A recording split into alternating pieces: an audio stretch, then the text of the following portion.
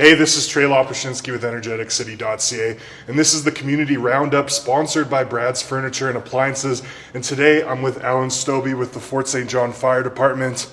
It's Fire Prevention Week. Yeah, absolutely. What's the theme this week? What are you guys talking about this week? And I know you guys are going out to schools. You were at Montmurray this morning. Yeah. What's happening? Well, we try and get out to all the schools on Fire Prevention Week, which is the first week of October every year. It's a international fire safety week that we join in, and it's got a pre-established message every year. So everybody in North America is doing the same message. And this year's message is learn the sounds of fire safety. Mm-hmm. So what is your fire alarm telling you? There's a lot of folks that have this chirping going on in their house. That chirping means your battery's low and it needs some attention, or it means that your smoke alarm is actually defunct and you actually need a new one. So it's a little different than the actual alarm sound. What's the difference, or is there a difference between like a smoke alarm and a carbon monoxide alarm, like with the sounds? Yeah, there's a slight difference in the beep. Mm-hmm. So it's super important to know what beep is actually activating and what you're supposed to be doing. In either case, whether it's a smoke alarm or the CO alarm, if you hear a beep in your house from your CO or your smoke alarm, get out of the house, stay out, call 911. That's the skinny of it. And so this morning, like I said, Margaret Montmurray, was that the only school you've been to so far today? We were in Finch as well. Yeah. Oh, okay. Yeah, so we did 2 of them this morning. Really great, super fun to be with the kids. They're really engaging, so we always enjoy that. We're trying to hit the rest of the schools in the city as well too this week as Fire Prevention Week. And we did talk this morning.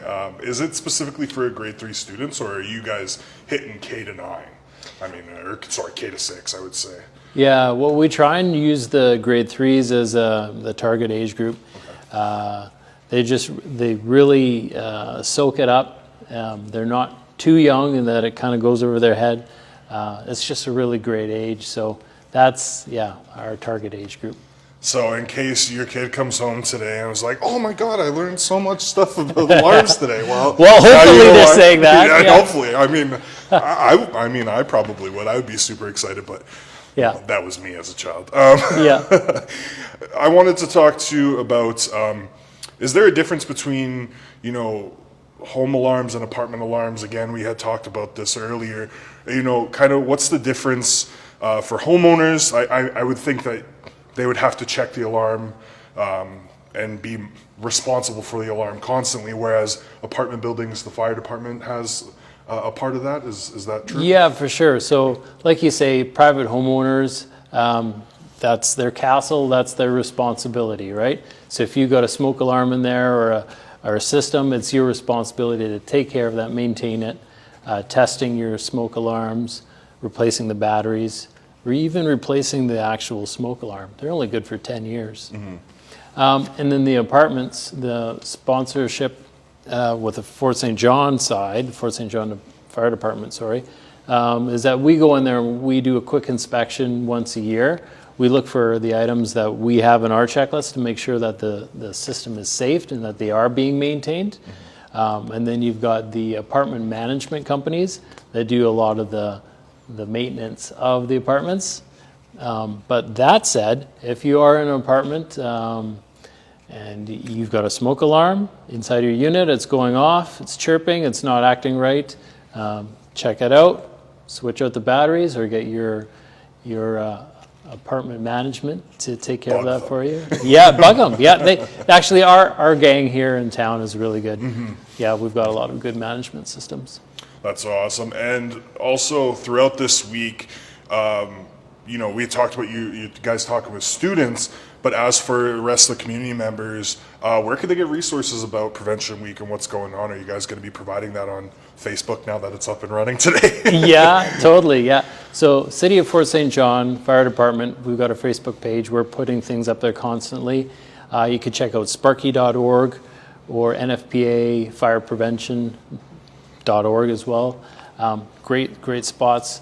The the Sparky one is really good. It's got some fun stuff for the kids. So yeah, it's pretty cool. That's awesome. And my last question here, Alyn, is for Prevention Weeks, obviously it's international. How do they get picked? Like, is there a specific reason that the sounds of safety got picked over, some other issues, or I guess, main focuses that you guys would want to hone in on? Sure. Most often the NFPA, it's the National Fire Protection Association, they'll use stats from the year. So if they've got a certain amount of house fires, they determine the cause of the fire, and then from those stats they'll figure out what the education message is.